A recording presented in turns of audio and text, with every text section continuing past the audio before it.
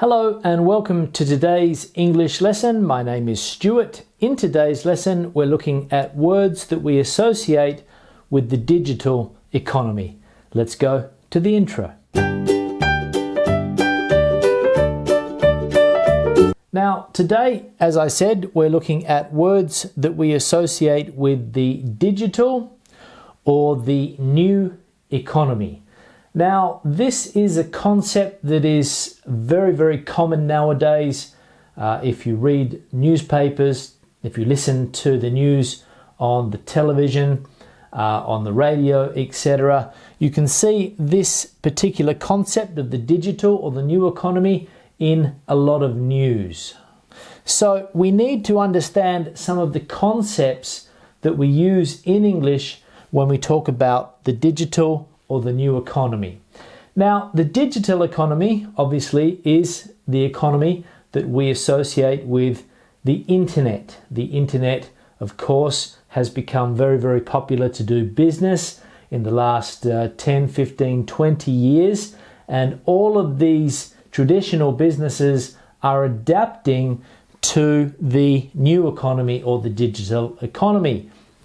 So, in the vocabulary, we're going to see a lot of words that incorporate the word digital, and we'll have a look at some of the ideas that we associate with the new economy. So, we'll start off with different names for the new economy, and we can see that the new economy can be called a service-based economy.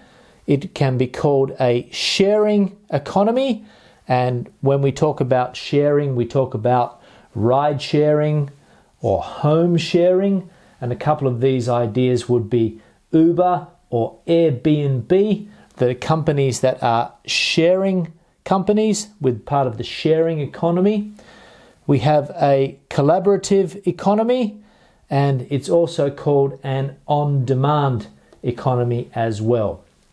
So all of these words related with economy are quite common when we're talking about this digital or new economy. We also hear these words quite a lot nowadays. Now, some of them are new, some of them are not new. So for example, this one here, entrepreneur, minipreneur, solopreneur, e-preneur, and freepreneur. Now, entrepreneur is quite an established word, it's nothing new. But these other words here have come about more in English as a result of this new economy. So a minipreneur, obviously somebody that has a very small business that they have started themselves. A solopreneur, somebody that works alone. An e-preneur, somebody that obviously has an e-business, an electronic business or a digital business on the internet. And a freepreneur, somebody who is self-employed and also trying to make money in the new economy. So all of these words with preneur. We also talk a lot nowadays about e-businesses. We talk about startups. We talk about crowdsourcing. We talk about crowdfunding.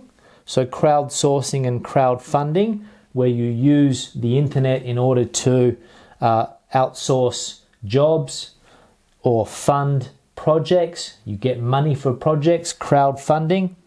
We hear a lot about peer-to-peer or P2P, lending or renting. Okay, peer-to-peer lending or renting. We talk a lot now about digital currencies, things like Bitcoin. We hear a lot about new media. And we hear also about fintechs, financial technology companies, which are challenging the traditional financial companies, the ones that belong to perhaps the old economy. We also hear these words here quite often now as well. For example, gig employment or gig economy. Gig economy means that people are doing perhaps temporary jobs. They work for Uber as a driver. Perhaps they ride a bicycle for Deliveroo or Just Eat or one of these food delivery companies. The gig employment, flexible type of working, okay? You're not necessarily planning to do it for a long time, so it's just like a short job, perhaps a temporary thing.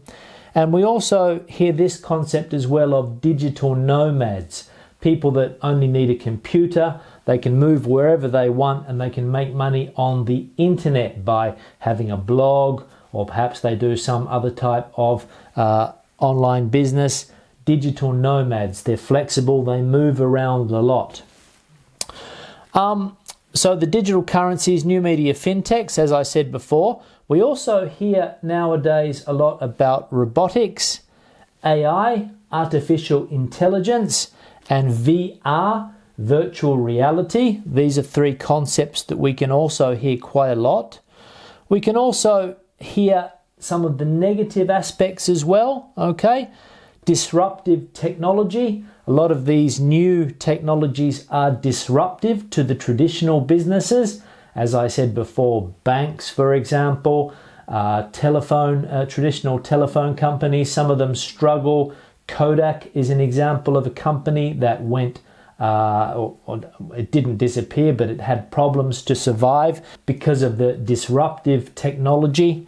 We also hear about a digital divide, a divide in society where some people are quite competent with digital products in the digital world, and other people that are not very skilled with computers, or perhaps they don't do shopping online, or they don't use the internet very often. There's a digital divide, people that do and people that don't use the internet a lot. We talk about digital natives, people that have been born with all of these digital things around them. They're called digital natives. And the opposite of that is a digital dinosaur, a person that perhaps is not adopting the new technologies.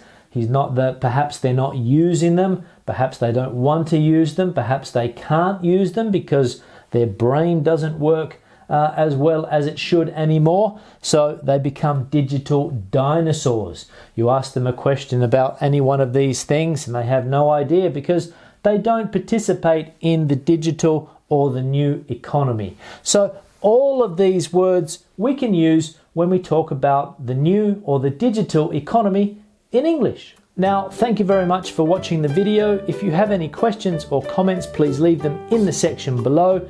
Give the video a thumbs up if you liked it. Share it please on social media. I'll see you in the next lesson. Have a good day.